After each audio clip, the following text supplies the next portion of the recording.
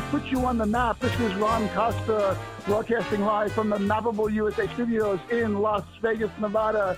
And folks, today we're going to talk about a great example of impact investing and things that are going on, maybe even in the opportunity zone space. Before we start that, though, let's introduce Vicky Hutchmala from the QOZ Marketplace. Vicky, how are you doing today? Doing excellent, Ron. Another fabulous day in Vegas. Enjoying the weather, enjoying the rain, and I'm excited because today we have a new guest, and we're going to talk about impact into the community and helping others, helping them achieve success, and I can't wait. Let's get started. Yeah, this is going to be a great story. So, folks, I'm going to introduce Leslie Covington. She's the Executive Director over at the Carying Place. Leslie, how are you doing today? I am well, and it's just great to be here. Yeah, I'm psyched. This is Our great. pleasure. I know you guys, you contacted us off one of our websites. We really liked what you were doing. We're like, we got to get her on the podcast, and here we are. It took a little bit of time. Didn't happen overnight, but we finally got you on. I'm really, really happy about that. So, where are you located, Leslie? Yeah, that's what happens in the lives of us nonprofit, directors. So I am actually located clear across the country in Raleigh, North Carolina, the capital of North Carolina, over here on the East Coast.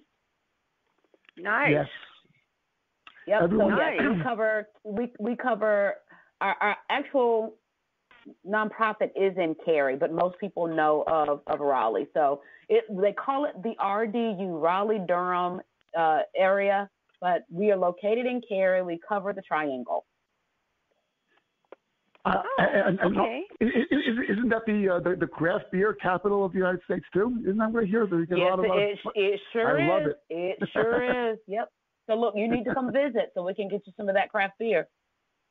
Oh, absolutely. We're on our way. Yeah, I'm going to check the flights right now. I'm checking them right now. So listen, Leslie, why don't you tell our audience a little about yourself and your background and everything about how you got to be where you are right now? I sure can. Well, I am a master's level social worker, and I have been at this for quite some time. I graduated from North Carolina State University, go Wolfpack, and got my undergrad degree in social work. Went into the nonprofit arena with the YMCA for years. I was with the YMCA for about 18 years. But worked with the youth there, and found my love and passion for outreach through both the YMCA and church, to be honest with you. And so I learned through the YMCA that there were more people out there who needed services, especially that the Y provides through child care and such, that needed the care but just could not afford it. And so I went from providing what we call year-round care to the year-round students here in the Raleigh and Cary area to running outreach programs for those same children. So it was at-risk youth.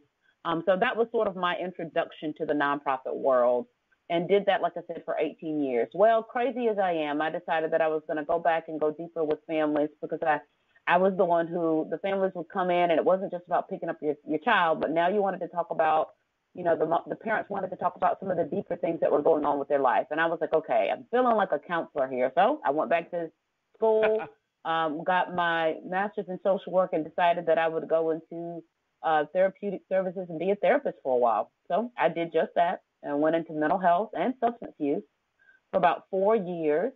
And then it's funny because I got a phone call from the Carying Place, one of their board of directors who had been a great mentor to me and still is to this very day, a coach for me, a professional coach. He said, look, I know you. I know your work. I know where your heart is. And I think I've got a place for you if you're ever interested in, coming out of, mental health. And I said, well, let me think about it. We met, and 6 years later, 7 years later, I'm here at the Carying Place as the executive director. And so that's where I am. Carying Place is, okay, I'm sorry. I'll keep going. You got to stop us.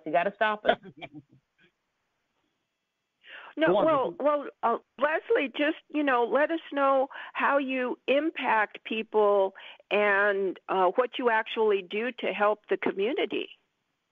That's exactly what I was going into. So the Carying Place is actually a 29-year-old nonprofit. We were born and bred here in Cary, North Carolina.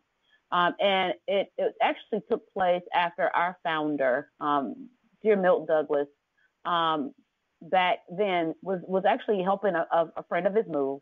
And he kept passing by a family. He was driving his little truck through the same street. And back then, Cary was so small. But he kept seeing this family. Finally, he stopped and asked, "Hey, what's going on?" Well, Milt being, your typical church guy who volunteers all over the world. He was volunteering with two of the major nonprofits in this area at the time. One of them dealt with, sort of emergency services to families and child care and some financial assistance. The other one, the other nonprofit dealt with workforce development and helping people get into jobs. And he said, you know what? He sat and talked with the family, found out that they had some dire, situations going on with their finances, and now they were homeless. Milt's heart went out to them, and he said, you know what? We've got to fix this. So he went back and spoke with some of the volunteers that he knew, some of the local organizations that he was already working with, a couple of the churches, and they decided, you know what? Let's build this thing called the Carying Place.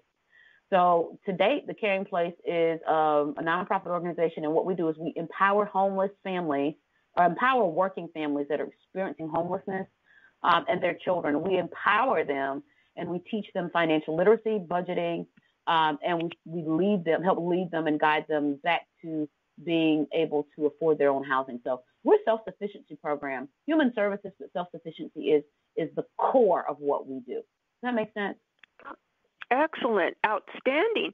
So how do you go out and look for people who require your services, or do they come to you? How do you connect?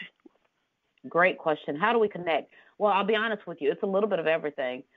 Here in our county, Wake County, there's what we would call like a homelessness prevention system, coordinated entry, and that's really across the country. So wherever you go, you should be able to, get in touch with sort of what I would say your local government that says, hey, if you are experiencing homelessness, this is the core group that can help you with that. Well, our coordinated entry system provides us with about 30% of the families that need our assistance. The other, about 70%, actually find us on their own. And so we do referrals that way. People find us. They're searching for us on the internet, they're trying to find what they're going to do instead of being being in homelessness. Okay, what do I do? Everybody has a phone nowadays. I mean, no matter who you are. So they search for us that way. And then our coordinated entry system helps us to locate the family. So we don't have a shortage. In fact, we have about 50 to 60 families on our wait list at any time. And that can be like literally a 5 to 6 month wait. So unfortunately, in the days and times that we are seeing, there is no shortage of families needing our assistance. Oh, and so do you just work with families, or can individuals use your services as well? Well, I will say this. Single people? That's a great question. We can refer single people to our coordinated entry system, right? And we do that on a regular basis. So we probably get about, I would say, probably a good 300 calls or so a month, maybe bi-monthly, of people needing assistance, and we can lead them into the coordinated entry system because that serves anybody who's experiencing homelessness. Our organization in particular, though, we target families with children. The reason is we know that statistically, if a child is homeless, they tend to be adults that are homeless. So our goal is to stop the cycle of homelessness with adults and children. And our programming serves both adult and children. We actually have a children's program in addition to the adult program of financial literacy and life skills. So we target families on purpose. Oh, it's just like kind of on a tangent here, just an interesting question.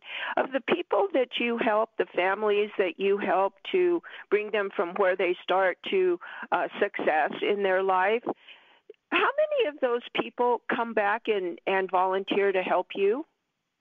Now, so you're talking my game right there. In fact, that's our goal. Our goal is to make sure that our families get so strong that they go out, after a year's worth of time of being in our program and getting strong, we want them to come back. So I would say we're not quite where we want to be, but we do have probably right now, maybe about 20% of our families come back and participate in some way, form, or fashion. That's actually growing. In fact, one of our board members that's excellent. one of our board members is a former family, and she is phenomenal, both professionally and knowing, and empathizing with what happened with families. And sometimes she holds them more accountable than we do, because she knows that it's possible. And so, about, I would say 15 to 20% of our graduates right now are coming back and participating in some way, form, or fashion. That's outstanding. That's incredible. That's actually a high number. I would have thought it was lower at this point, but that's really impressive. Exactly. To be where you are. And I have to, and I'll have to say that is literally right now, right? So that's what's happening right now. And we've done some work to build up to that, because more of our graduates are participating and helping. So yes, we've done some work. It has been as low as zero, and so we have worked on that steadfastly. And I'm just grateful that they care enough to come back. Yeah. Can you take us through the process of how this whole works? When you first meet these people, do you sit them down in the room? Do you give them an agenda and say this is what's going to happen, or how do they know what the next steps or what they're required to do? Yes, I sure can. So from the beginning, what happens is our program is actually an application process. So it's kind of like a job application, right? I mean, you have to come in wanting to do the work. You have to come in wanting to kind of buckle down and say, okay, what can I control to control my finances and to get into housing? So first things first, they have to apply. So there's the intake process. Through that intake process, we do everything from background checks to checking in on their finances and making sure we understand how much money they're making, understanding their debt, because most of them have to pay off some debt to move on, right? So we do that. We also, and that happens with our staff. So intake happens with our intake coordinator and our program director or our program manager. From there, we have enlisted a group of volunteers called our selection team. And our selection team sits down with the family and goes through everything and says, okay, tell us how you got here. Give us information on why is this program going to work for you? And again, sort of an interview process, but it allows us to understand deeply what the changes need to be for families. So that's that. Once that happens, then if a family is selected and we have a housing unit that is available for them, we move them in. We complete what's called an occupancy agreement that says this is how you will help take care of our property. We will check in on you, every 2 weeks or so. And then, you have to meet with your support team once a week. So they sit down with their support team volunteers, and usually it's a case manager that we have hired here at the Carying Place, and they go through the budget, the weekly budget. They produce weekly budgets. They talk about, what they spent, what they plan to spend next week. If it's anything, extraneous, we question, did you need to do that? Is that something that could have waited? We say, okay, it looks like it's time to pay off this utility bill because we've got to resolve that before anybody will allow you to open up utilities in your name again. So that once weekly support team session where the families and our volunteers and our staff are making a weekly plan for our families is what makes the difference. The families dig deeper into what's really happening, and they start to learn new ways of thinking about their life, their budgeting, and especially about saving money and when to save it. So that's kind of how it works.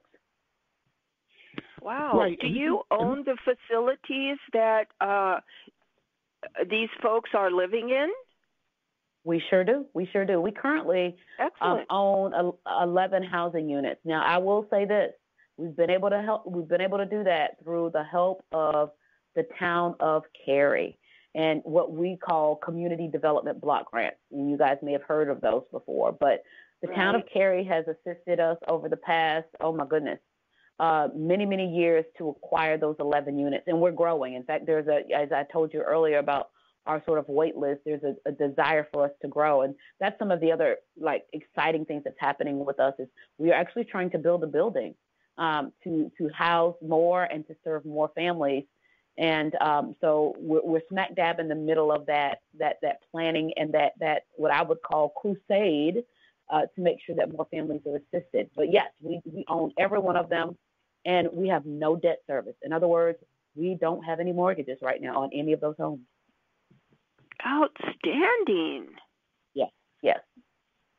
Yeah, so that's how we serve our families. Mm-hmm. And you mentioned you have 11 different buildings or locations, but what you said even earlier is even more, I guess, scary in a way, where you said you're getting like 300 calls a month for people. You have to turn people away for something like this. It's that's, I guess it's both good and bad. That's a big number.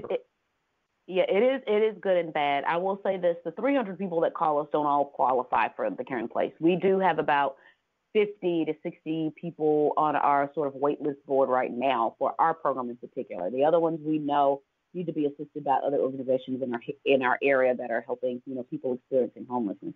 But yeah, that's what you just said is so important. There's more need out here than we know. Everybody knows that. I mean, you turn on the TV and there's a housing crisis, and the homes that used to cost $200,000 now cost $350,000, and the rent has skyrocketed in our area. You go and you research what's happening in the Raleigh-Durham, Cary area. The housing prices have skyrocketed here more than in other places in the whole entire country, which means rent that used to be $900, $1,000 is now upwards of $1,500 to $1,800 a month. That's the rent that our families are having to pay, and they come to us making anywhere from $14 to maybe $16 an hour. So it's our job to stabilize them for a while, but then our graduate program, which is a year-long program, and we call it our Journey Home Project or our Journey Home Program. In that graduate program is where we are seeing the true growth and potential of our families. We stabilize them first for 16 weeks in our transitional housing. Then we say, okay, now you're a graduate of the transitional housing. You know how to do a budget. What's next? We have to get you a higher paying wage job. We've got to get you a livable wage. So we now work with families and lots of partners in the area who do workforce development, even our local community college, Wake Tech. We are working with them to get our families better employment skills. And then we are helping them with being linked to really great jobs that now pay a livable wage. So imagine this: you come to us making $14 an hour. We link you to one of these services that's going to give you the employment skills that you need, and then now you have the ability to make $30 an hour. That in itself is a game changer, and that's how we are helping our families go from what we would call hopelessness, right, and down the path to working really great jobs and eventually home ownership. That's really our main goal, is to go from homelessness to home ownership. Yeah, see that, and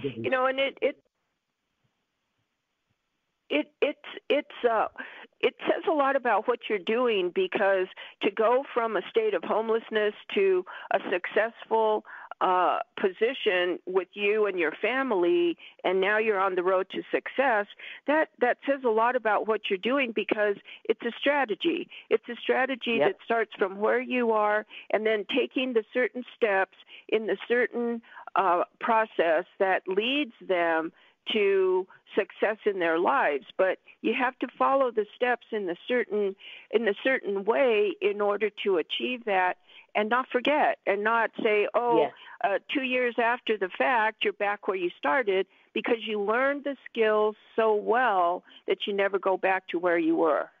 That's incredible. You are so right. That's what you've said it more plainly than most people even understand it. We don't want recidivism. We know it exists. We know it's possible.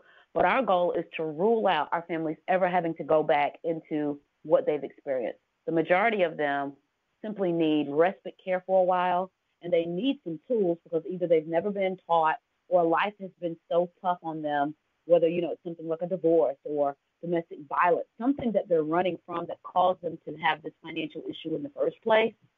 And if we can get them strong enough on all sides, right, and get their children strong enough, they're less likely to ever come back into the system, right, into the homelessness. Well, yeah. Right. Yeah. But you know what? The problem with that is, Leslie. What's really scary is I'll bet you that mostly everything that you teach in your program, from financial literacy to life skills, et cetera, probably none of it is taught in the real schools, right? They don't teach you that. They don't teach you, Nah, I'll see. Y'all are my friends today. Let me just tell you, y'all is a term. So I hope you understand what y'all mean. But that's exactly the problem. There is no financial literacy really taught across the country. There's probably 5 or 6 states right now that require it as a high school course when it comes to personal finance, right? North Carolina, I know, is working on that, right? But when you talk about the difference between me knowing how to do an algebraic equation and me knowing how to fill out my checkbook, or me knowing, what right. an annual percentage rate is on a credit card and why I should not get it because I can't afford it, then that's the problem, right? I'm not saying that we don't teach algebraic equations. That's not what I'm saying. I'm just saying give us the basics of how to live an everyday life. And that will, preserve people for a lot longer than mx squared times 2. You get what I'm saying? Yeah. So, we really do need it. We need it. Well, and what you're doing, Leslie, you're lifting people out of their situation and lifting them up into a better situation, a better world with a better attitude towards success. That's pretty much the same kind of concept that opportunity zones do for the community as well. They lift people out of a stagnant or not very good situation and bring them into something better. Do you do anything in terms of opportunity zones with your housing projects, or trying to locate future projects? So I'm glad you asked that. So our future projects, so currently we have scattered site housing is what, sort of what we have right now. So we have a triplex, we have several duplexes, we have a single family home, and then we have half of a duplex, and about to grow by probably about 1 to 3 homes right now. But what we've discovered is, as much as we love the scattered site, there's a dire need for us to be in one place at one time. There's a dire need for our families to be able to, come to our office and be able to get the help and the need that that they're seeking out, the resources and or sometimes the kick in the butt, right? But there's a need for us all to be centralized and in one place. So we have recently moved on to what's called, again, a Journey Home project, but it's a major project. We are seeking out the ability to build a 40-unit complex that's going to have 2 and 3 bedrooms, and in that complex will be our program families. It will be both 20 of our transitional housing families, and that program is a 4-month program. So virtually what will be able to happen is we've been able to serve 34 families a year in our single family, like in our scattered plots. But in that new housing, because we will have 20 units, about 3 families will go through 1 apartment a year. So that's going to help us go from 34 to 60 plus. So we're going to be able to double our transitional housing support. In the other 20 units, what we want to do is we want to put graduates in there. Here's why. COVID hit. Our graduate program success was about 80%. What is that? 80% of our families were going into independent housing and being able to afford their own housing and stay there upwards of a year or more, right? That's great success. 80% of your families are moving on to their own housing. Woohoo! COVID hit and destroyed everything. Prices have gone up since then. We all know housing is ridiculous. Again, the rent that used to be $800, $900, $1,000 are now $1,500, $1,600, upwards of $1,800 in the same area. And so our families are struggling because, again, all of those inflation has killed us, but our what we get paid has not gone up. The cost of living has gone up, but pay hasn't gone up. And so we need our graduates to stay with us a little bit longer in the housing while we provide them with the workforce development that then leads them to the higher wages that will then lead them to the better jobs that we are linking them to. And if they do that long enough, they will be prepared for home ownership. So you see how it's kind of, it's a progression from transitional housing Absolutely. to stabilization to better jobs and better job skills to making a truly livable wage to finally being able to buy that home and leave a legacy for your family. So we're about legacy building here. Absolutely. And so that's I'm sorry, go ahead. Mm-hmm. No, continue your thought. Yeah, and so as far as the opportunity zones are concerned, we are doing that project with a wonderful little church here in Cary, North Carolina, and they're very socially conscious. They have been seeking out a way to use the land. They have about 5.5 acres. And when COVID hit, of course, everybody went home and did church, right? And, they sort of have an aging congregation as well. But one side of their building, which is their old sanctuary, has not been used for quite some time. In fact, it's more storage space than anything. We store our items there for our homes, right? So some of our furniture stored there, those kinds of things. It's also where we've been having our weekly program sessions with our families, where we mothered them through the program. This is the home for that, right? We've been having our program night there for years at this church, Greenwood Forest Baptist Church here in Cary. Well, they were looking for a solution to how do we use our land and help our community. We were looking for a solution of how do we grow but do it well. And, land costs around here are ridiculous, just like everywhere else, but it is a high commodity in Cary, North Carolina. So how can we find some land and try to do this growth? Well, we've entered into sort of a letter of understanding where we are probing that exact idea. We went to the town of Cary. We've chatted with them about, the support that they want to provide. And the town of Cary they passed a housing plan back in November of 2021.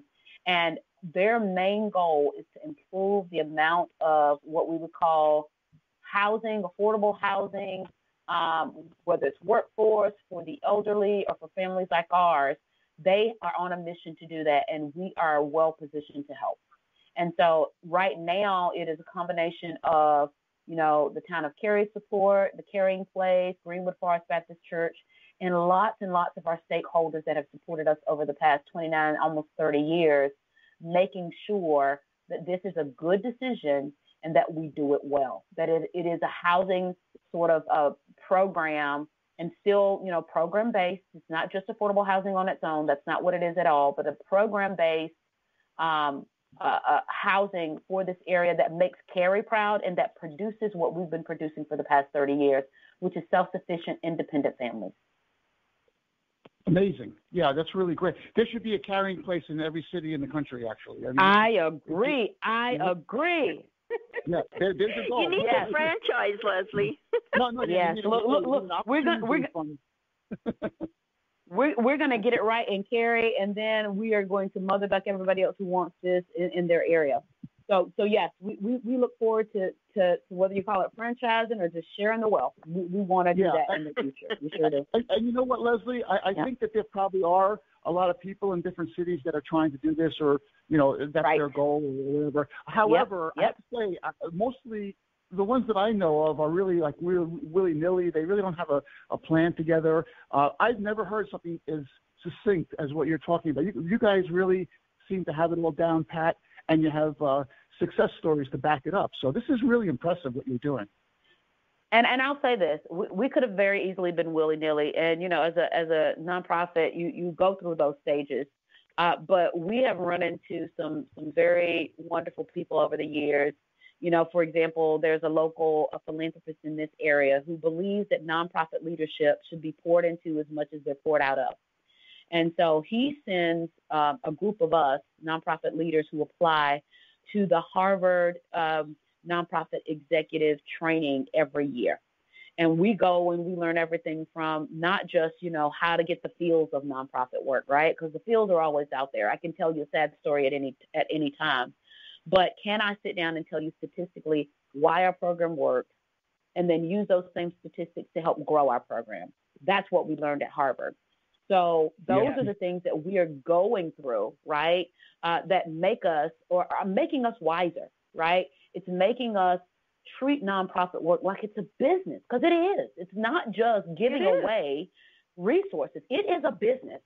And the same executives that would help to run Apple or Google or SAS or any other major industry, MetLife, they need to be the ones, that same kind of brain power needs to be in nonprofits. In fact, we have the work of changing lives, right, and changing the people who end up working at those places. So why not give us that same education? Yeah, right? Yeah. Well, exactly. And since it's a business, Leslie, how does somebody who's listening to this right now who wants more information or maybe want to support you, how would they get more information, or how do they contact you? What's the best way? That's a great question again. I love your questions. So our website is the Carying Place, TheCarying place.org. That's one R, as in Cary, North Carolina. So it's www.thecaryingplace.org. And you can go on there and you can see everything that we do. There's a whole entire section in there about the leadership of the Carying Place and the staff here. So you can reach out to me directly. My email's up there, leslie.covington@thecaryingplace.org. And so you can get in touch with me, right? Call me, email me, whatever it takes. And so that's how you get in touch. I do have to make one change, and I'm sitting here making sure I gave you the right numbers for the number of our graduates who come back and volunteer with us. I said 20%. I do apologize. I added a 0. It's more like 2%. So I apologize for that. That's why it seems so high. So, but yes, it's more like 2% of them are coming back right now, and we're improving that. No problem. And we're going to put all this stuff on the show notes too, so people can see it and get in touch with you really quickly. But I got a feeling I think Vicky's going to get online and search for flights to Raleigh. I think after this podcast, right, Vicky? What do you think? Exactly. Not only for Leslie's, yes, but we need that craft beer, right, Ron? Yes, true too. Yes. Yes, but yeah, opportunity zones. We like I said, the church that we are planning to build on, and like I said, going through that whole process, even have all of the architect that we have employed with the help of the Town of Cary grant that's helping us to go through the pre-development stage. It sits right across the street from an opportunity zone. The zip code is correct, right? But literally there's a street that dissects it, and so we're just trying to see if we can resolve that a bit. Anything can happen. If you don't ask, you don't know, right? So we're going to see if we can get that moved. And then we can talk about making sure that we are smack dab in an opportunity zone and we're raising funds just like that. Next steps, there you go. For sure. Absolutely. Yes. So, Vicki, do you have any last question for Leslie before we close this out? Well, Leslie, nonprofits, they seem to be an avenue that can really impact the local community and further more abroad through compassion, through empathy, and actually change a single person's world and give them the skills to succeed so they can carry it forward, pay it forward. And what your organization is doing is that exact thing, changing people one person at a time and having an impact to change the world broadly. I kudos to you, Leslie, for doing an outstanding job in helping in an area that affects every community, every place around the world. Congratulations to you and the Carying Place. Thank you. And I don't do it alone. The team here is phenomenal. And our volunteers, our team of volunteers, we have about 300 annually. Between them and our staff of 7, we're going to make it happen. We're determined. Absolutely. So, okay. Yes. Well, Leslie, thanks again for being a guest on our podcast today. And Vicki, thanks for co-hosting this with me. And folks, you're listening to the Mappable USA podcast at mappableusa.com. Just go to that website, scroll down, you'll see all our syndication sources. Just pick the one you like best, subscribe, and you'll never miss another one of our episodes. If you want to be a guest on the show like Leslie was today, There's a guest tab there. Fill that out. We'll see what we can do about getting you on the show. And if you like what you heard, send us an email at info@napabusa.com or just leave a comment on whatever page you're listening to this on right now. So thanks for listening. Thanks for your support. We'll be at you next time with another Napa USA podcast. Have a great week, everyone.